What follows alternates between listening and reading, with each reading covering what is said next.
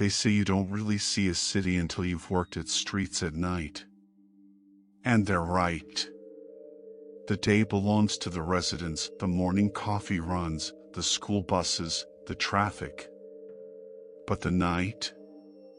That's when the city tells you who it really is. My name's Mark Reyes. I'm 32.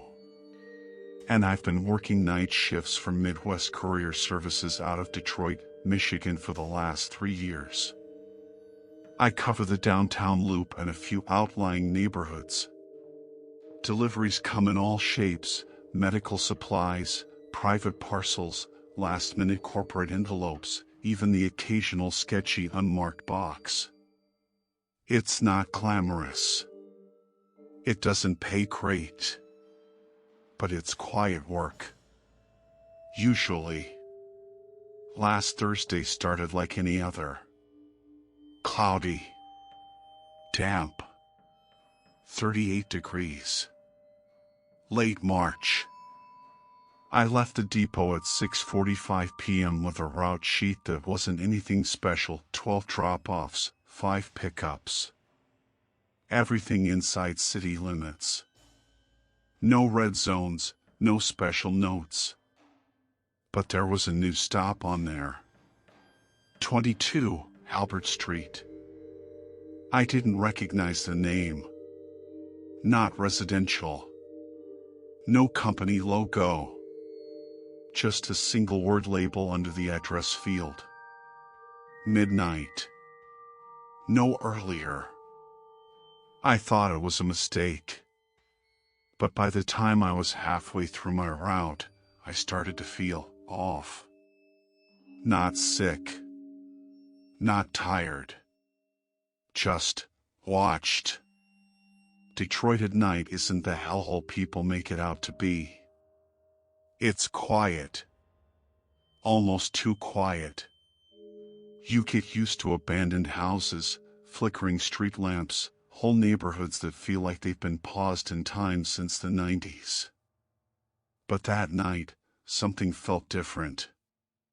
The air was heavier. There were no dogs barking. No TVs behind windows. No bass thumping from a passing car. Even the sky felt wrong, cloudy, but flat, like someone had painted darkness overhead instead of letting it fall naturally. At my 5th stop, the porch light blinked 3 times when I stepped onto the sidewalk, but there was no one inside the house. At the 8th stop, the package was addressed to a person who, according to the neighbor, had moved away 10 years ago. At the 10th stop, I swear the house wasn't there the first time I drove past it. By 11:45 p.m., I had one last stop, 22, Halberd Street. I typed the address into my GPS. Nothing. I tried Google Maps. Still nothing. The street didn't exist. But the route sheet clearly listed it, handwritten at the bottom in red ink. I turned down an empty block near Gresham Avenue and began driving slow, windows rolled up, defrost humming low. Then my delivery tablet chirped. New notification. Proceed on foot. That's not standard protocol. We never leave the vehicle unless it's a secure building or we're dropping to a doorman. But the street ahead, it didn't look real. It looked remembered. Like something from a dream. Old brick facades. Overgrown sidewalks. Mailboxes with names I couldn't pronounce. And at the far end of the block, a single house with lights on. No other cars. No noise. I parked, grabbed the box labeled Halberd, and stepped into the cold. My shoes crunched gravel. There were no footprints. The closer I got to the house, the more it felt like I was walking into someone else's memory. And then, from inside the house, through the window, I saw a figure. standing perfectly still, backlit, watching me, not moving, just waiting. I stood on the porch of 22 Halberd Street, box in hand, heart pacing for reasons I couldn't explain. The figure in the window hadn't moved. Still, silent, watching. Then the porch light flickered once, and I heard a voice low and dry from inside the house. Back entrance. That was it. Not a greeting. Not a command. Just instruction. I hesitated. The house looked old, too old. Like it had been moved here from another time. Faded green paneling, ornate brass doorknobs, windows fogged from the inside. I stepped off the porch, walked along the cracked stone path around the side, and turned the corner. That's when I stopped. Because the backyard wasn't a yard at all. It was a forest. Dense. Cold. Wide. Where there should have been a fence or another street, there were trees. Dozens of them. Towering, black-barked, clustered so close their branches tangled overhead. No alley. No neighbors. Just an unnatural wall of pine. The box in my hands suddenly felt heavier. I turned to double-check the house, same old siding, same dim light in the window. But now, the figure inside was gone. And in the distance, somewhere among the trees, I heard something move. It wasn't an animal. Not quite. Too slow for a deer. Too heavy for a raccoon. The sound of footsteps, deliberate, dragging, like boots through wet leaves. I should have left. Dropped the box. Marked it undeliverable. But something in me said, just finish the job. I walked the narrow dirt path that curved into the woods, barely wide enough for a person. 100 feet in, the trees opened into a small clearing. There stood a second door, freestanding, not connected to any structure. Just a single wooden frame, stuck in the dirt. And a metal hook on the back for hanging a package. I looked down. There were scratch marks in the dirt. Like something with claws had been circling. And then I heard breathing. Behind me. I turned fast, nothing there. Only fog curling low along the ground and trees that looked too still. I hung the package on the hook. But just before I turned to leave, I glanced at the shipping label one more time. The recipient's name wasn't a name. It was a phrase. Do not return. I walked back fast. The trees felt closer now, like they'd shifted while I wasn't looking. And every step I took, the breathing behind me got louder. Not animal. Not human. A sound like steam through teeth. When I broke the tree line and came back into the side yard, the porch light was off. And the front door was open. Not wide. Just cracked. Like it had been watching me the whole time. I didn't wait. I bolted to the truck, slammed the door, locked it 3 times. And just as I turned the ignition, the tablet lit up again. New notification. Package not accepted. Return to sender. But I had no return address. No sender listed. No history of the delivery in the system. And when I checked the map again, Halberd Street was gone. Just a blank space. like it had never existed. The wheels of my truck screeched as I pulled away from Halberd Street, or whatever that place really was. My hands were trembling. I didn't even bother buckling my seatbelt. I just drove. Streetlights blurred past my windows like smears of color. For a few blocks, everything looked normal again: familiar intersections, cracked sidewalks, boarded-up corner stores I passed every week. But something was wrong. The street signs were missing. Every single one. The poles were still there, crooked metal shafts rising from the concrete, but the green aluminum signs at the top were either missing or blank. I checked the dashboard GPS. Still no signal. Then I opened my delivery app. No map. Just a blinking message. Route error. Please correct origin point. My origin point? I'd been driving this city for years. I knew every alley and turn. But now, nothing around me looked right. Buildings seemed older, taller, wrong angles. Some of the windows were bricked over from the inside. I tried to reroute manually. Typed in Depot, 1189, Cypress Avenue. The screen pulsed for a moment. Location not found. I slowed the truck at the next red light, not that I trusted the light anymore. The intersection was dead quiet. No cars. No people.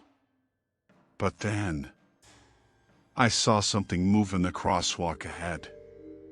A figure, standing perfectly still in the middle of the street. No features. Just a silhouette in a long coat, head slightly tilted, like it was trying to understand me. I hit the I-beams. No eyes. No face. No mouth.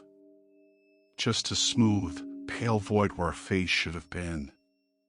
And that's when it stepped forward. Not walked, glided. 1 second it was 30 feet away. The next, it was right at the hood of my truck. I didn't think. I floored it. The figure vanished a millisecond before impact, like smoke whipped away by wind. I drove for what felt like hours. Street after street of blank signs and buildings that seemed to watch me as I passed. At some point I found myself on what should have been 3rd Avenue, a 6-lane stretch near the freeway overpass. Only, there was no overpass anymore. Just empty black sky and a tangle of lights overhead that looked more like stars than infrastructure. I stopped the truck. Turned off the engine. Sat there, breathing. That's when the tablet chirped again. New message. You were not meant to complete that delivery. And below it, a photo. Taken from inside my truck. The angle was from the back seat. But I hadn't let anyone in. I turned around.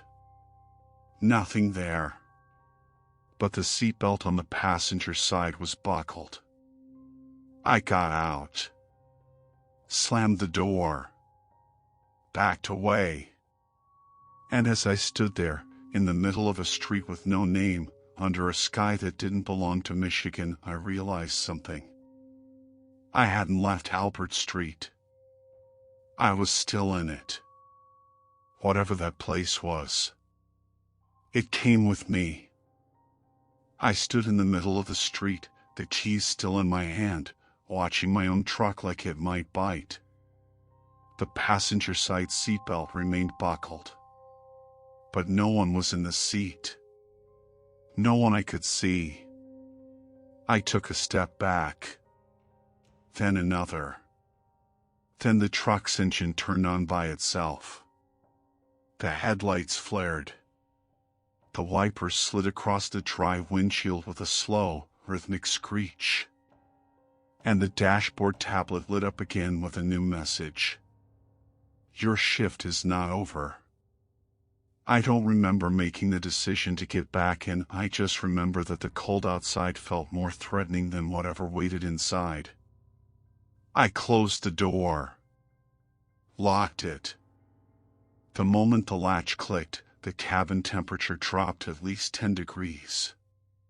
Frost began to form on the inside of the windshield, blooming outward like vines, but only on my side. The radio clicked on. First, white noise. Then, a faint voice. Male. Measured. Too calm. Mark Reyes. Born March 8th, hates thunderstorms. Failed his CDL exam twice. I froze. That wasn't dispatch. That wasn't anyone I knew. I reached for the radio dial, but the voice continued. Still delivering. Still trying. Still pretending to be a man instead of a boy stuck in the past. Then the voice changed. Lower. Closer. You brought it with you. The voice stopped. I stared at the radio, then slowly reached into the glove box where I always kept an old hunting flashlight. As soon as I clicked it on, the rearview mirror fogged up, but not from my breath. There was a shape behind me. In the back seat. Motionless. Faceless. Wearing a delivery jacket just like mine. I didn't turn around. I just drove. I don't know how long I was on that road. The highway markers were gone. Exit signs were in a language I couldn't read, angular shapes, like they were carved more than printed. At some point, I passed another delivery truck. Same logo. Same make. But the driver? His face was a perfect match of mine, only pale, lifeless, and smiling. I floored it past him. Didn't look back. Eventually, I saw a familiar shape on the horizon, the old Redwater Tunnel, just outside East Detroit. It had been closed for years. A collapsed rail line passed over it.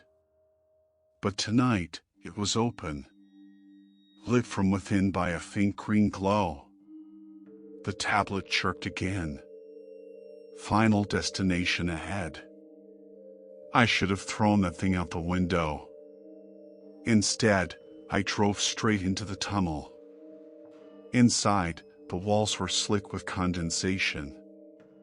The radio buzzed. The cabin lights blinked. And then, I smelled dirt. Not just damp, but freshly dug. That's when I heard the breathing again. Only now it was in the passenger seat. Slow. Wet. Rhythmic. I finally turned my head. The seat was empty. But the seatbelt was unbuckled. And the door was ajar. Something had gotten out. When I emerged from the tunnel, the sky was no longer black. It was gray, a dull, dead ash stretched across the horizon like an old wound never stitched shut. The city in front of me looked like Detroit, but wrong. The skyline was broken. Half the buildings were missing their tops. Streetlights stood, but none were on. And every window in every building was dark. Not empty. Just waiting. I pulled the truck onto what should have been Gresham Avenue. Only the sign now read, Return Route 731. My dashboard GPS flickered, then turned itself off completely. The radio clicked back on. Only now it was playing a recording. A voice. Young. Nervous.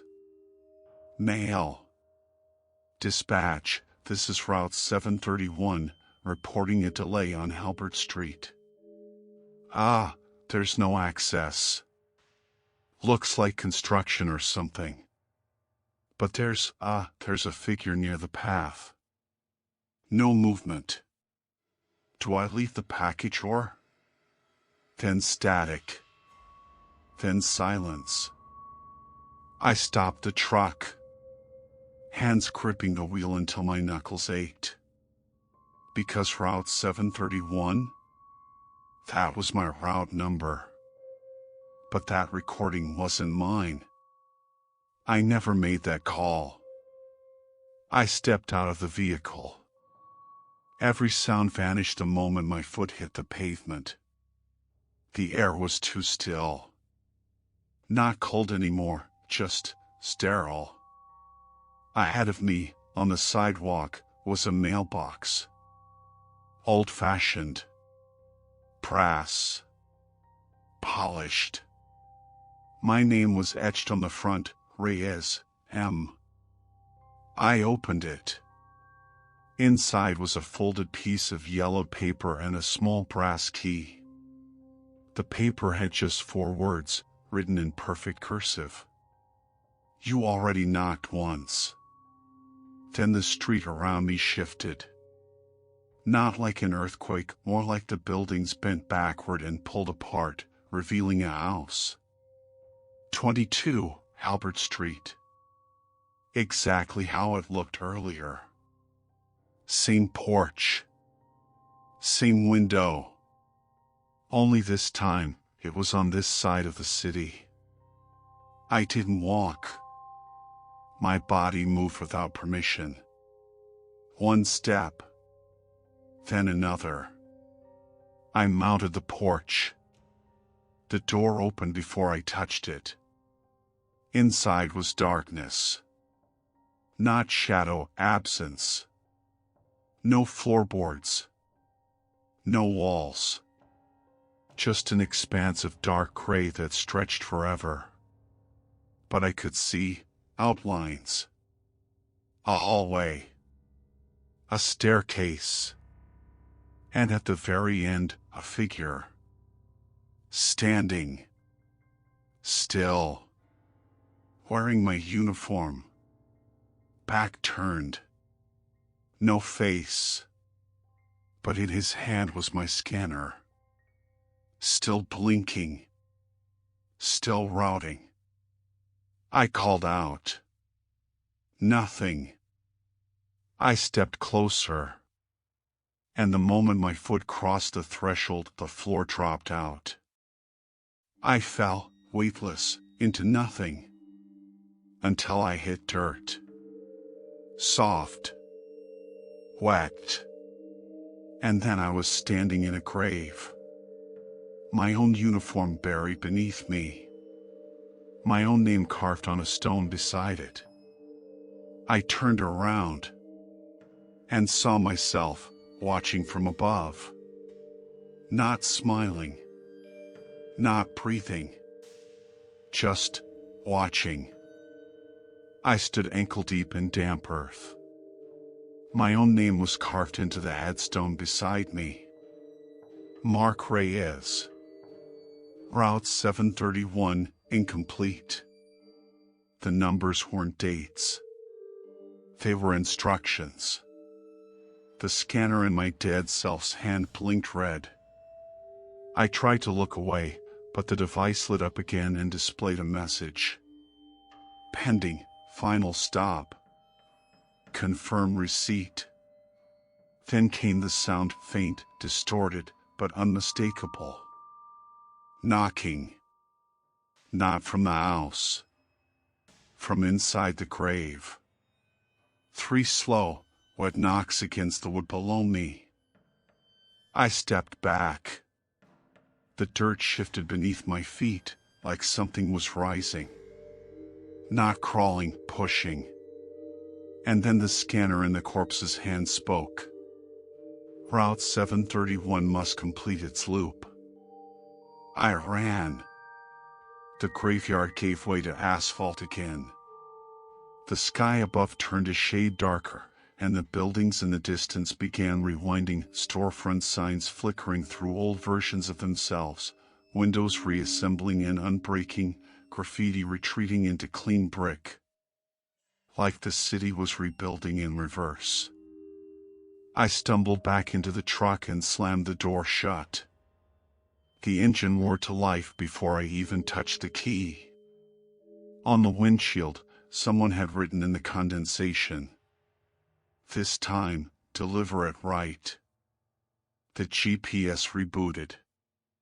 But the map was no longer Detroit. No roads. No landmarks. Just a single blinking red dot labeled Final. No address. No time. No name. But something in me knew where to go. I followed the red dot. Street after empty street. The city looked abandoned, like I'd fallen behind time by decades. Then I found the house again. Not 22 Halberd. Not anymore. The paint was stripped away. The siding curled like paper. The porch collapsed into black rot. But the door was wide open. And sitting at the threshold was the box. The same one I delivered hours, or maybe lifetimes ago. Unopened. Pristine. Waiting. I stepped out. Walked toward it. Each footstep echoed like I was stomping through memory. When I picked up the box, it felt warm. Alive. There was a new label on top now. My handwriting. But I hadn't written it. Recipient, Mark Reyes. Status, overdue. Then the door creaked. And I saw him inside. The figure in the delivery uniform.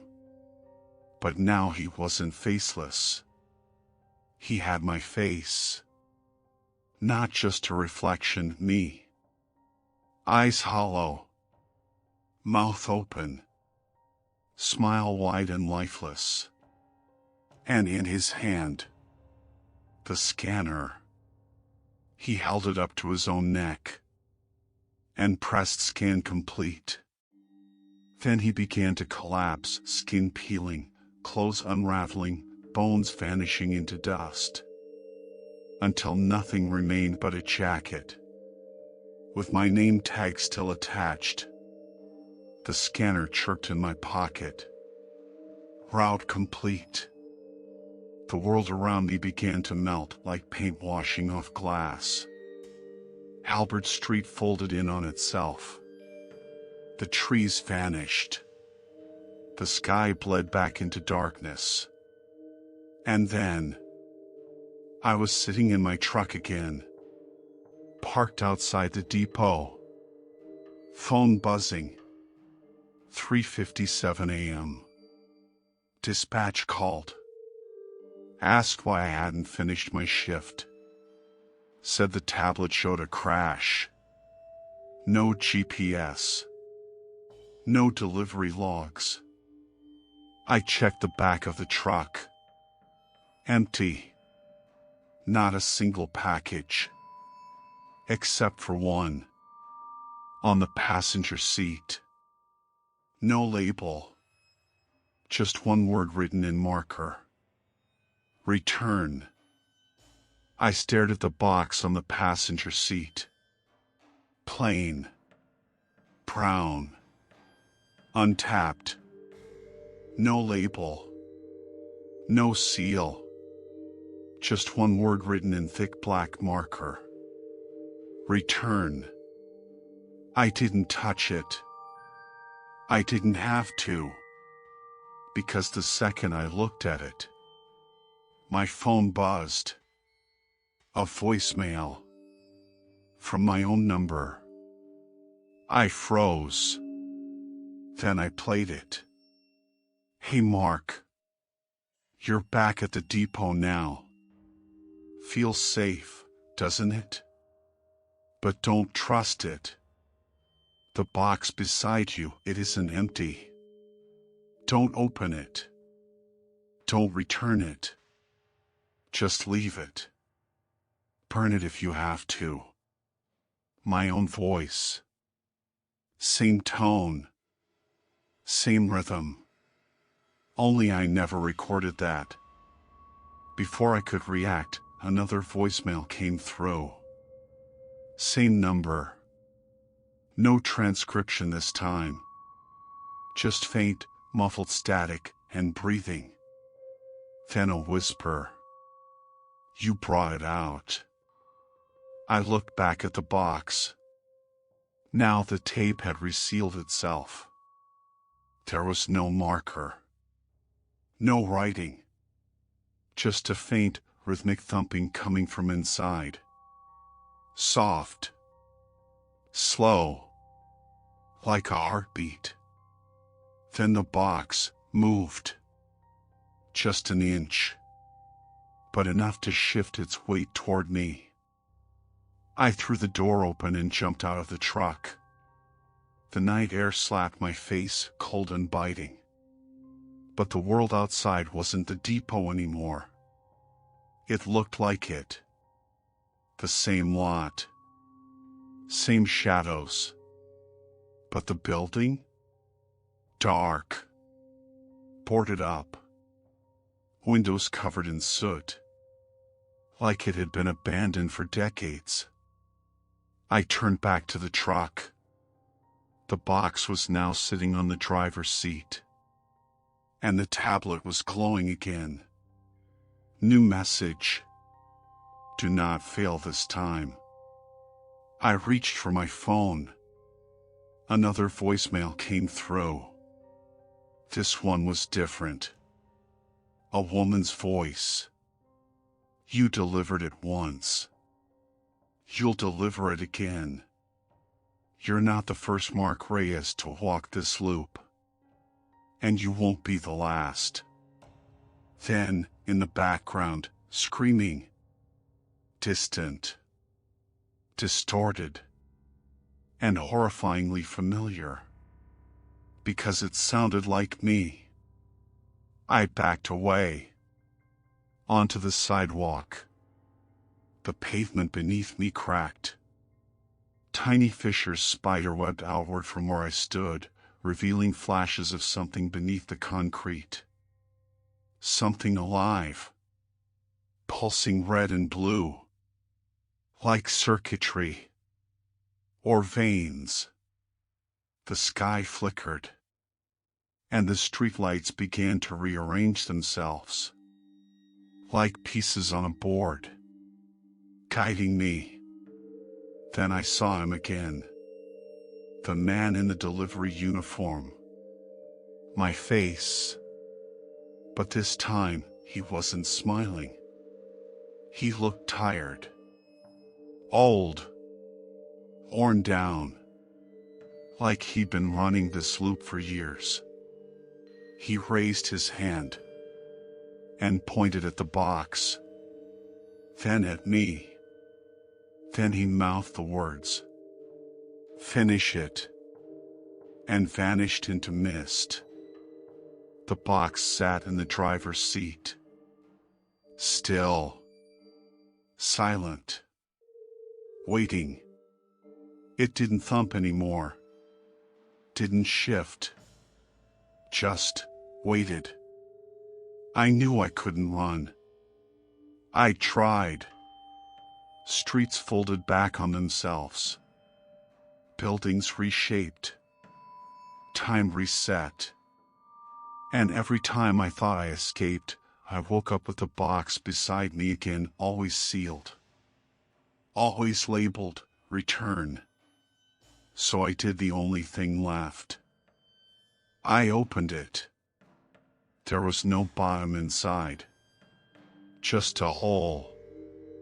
A deep, perfect void lined with something that pulsed faint green like the light on the tracks back at Halberd. And then something rose from within. Not a creature. Not even a shape. It was a memory. And it wasn't mine. I saw flashes. A man in a uniform just like mine standing at the edge of the train tracks, staring at a faint blue light hovering in the woods. The light splits, multiplies, becomes a ring of orbs circling him. Then a train horn. Screeching steel. The man never moved. He became the light. Another flash. A warehouse, late at night. Same uniform. Same logo. He's holding a scanner, trembling, screaming at dispatch. There's something wrong with the route. Don't send anyone, please, don't. And then static. More flashes. 100 other faces, all me, cycling through the same night. Different cities. Different boxes. Same loop. Each one failed to deliver. Each one ended up back at the start. And then I heard the voice again. Soft. Female. The one from the voicemail. It's not the package. It's the path. Someone has to walk it. Someone has to carry what was left behind. You are the memory of the forgotten. And I understood. I wasn't delivering for a company anymore. I was delivering for something older. A system that mapped grief instead of addresses. Routes made of regret, destinations marked in unfinished endings. The box began to collapse. Not violently, quietly, like a paper lantern burning from within. And beneath it, a single, white envelope. With my name. Inside, a photograph.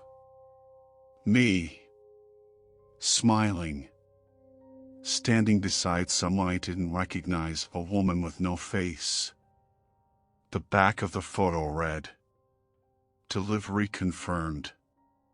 The truck's engine started again. The dashboard screen displayed a single word. Exit. No address. No instructions. Just choice. I looked down the road. A long, straight path through a city that didn't quite exist. Lit only by green lights at each intersection, pulsing in rhythm, one by one, inviting me forward.